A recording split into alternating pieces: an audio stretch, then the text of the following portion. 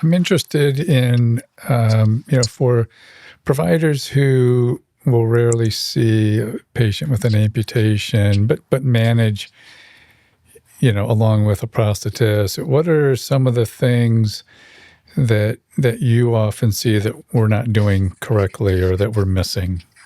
I think the biggest problem that I see is cases where physiatrists have not been involved in care.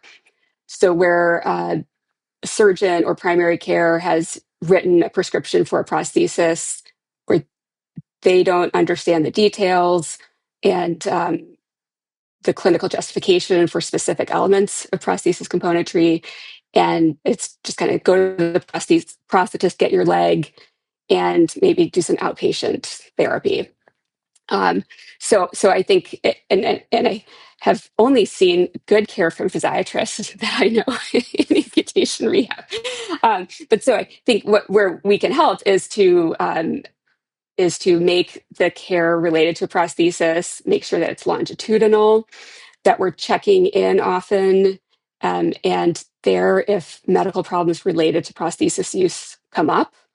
So residual limb problems that maybe are related to the prosthesis, and we can help figure out what they are and how to manage them.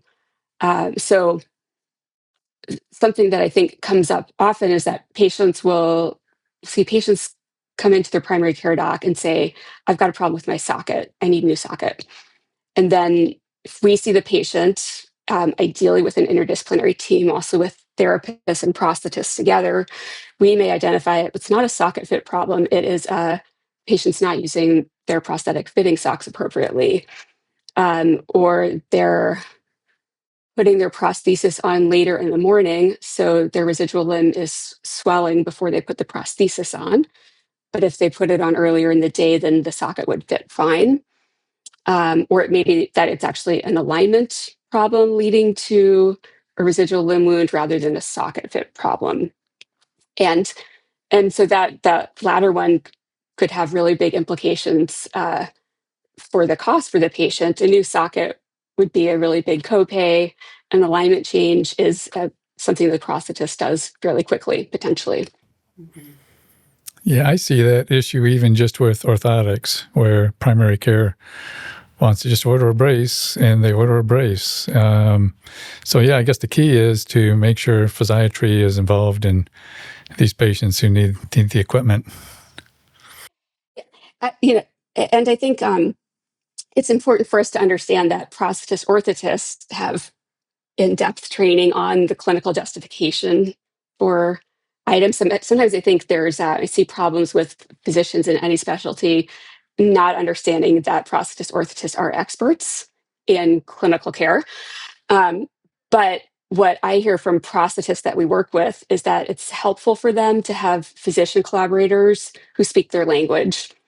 And so they might see something with the patient where they suspect there's a given clinical problem, maybe heterotopic ossification. They can't order x-rays. But so if they partner with somebody who understands, well, what's the significance of that? What's the workup for that or for their new hip pain? Then that benefits the patient, benefits the prosthetist. I definitely feel that way in my clinic for sure. Having the prosthetist there and the physical therapist there, case management there, seeing the patient together is one, very comforting to me, but also very helpful for the patient overall.